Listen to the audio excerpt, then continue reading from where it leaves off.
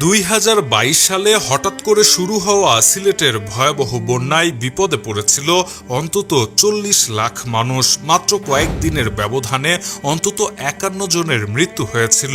ভয়াবহ এই বন্যায় তলিয়ে গিয়েছিল সিলেট এবং সুনামগঞ্জের অন্তত 80% এলাকা।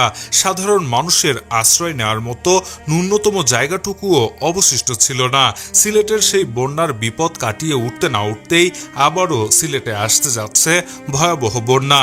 উজানে অতি ভারী বর্ষণ আর পাহাড়ি ঢলে প্লাবিত হতে চলেছে সিলেটের বিভিন্ন নিম্নাঞ্চল এলাকা।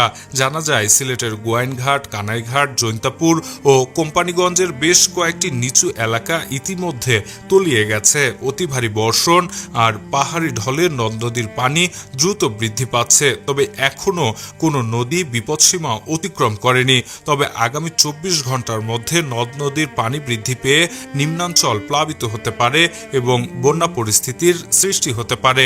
এদিকে সিলেটে আবারও ভয়াবহ বন্যা শুরু হলে এই অঞ্চলের মানুষ ভয়াবহ বিপদে পড়তে পারে।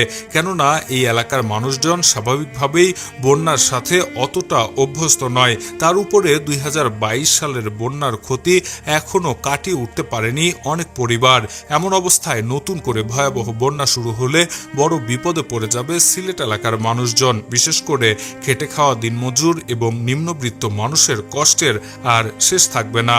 Shahriar Alam, EBD news.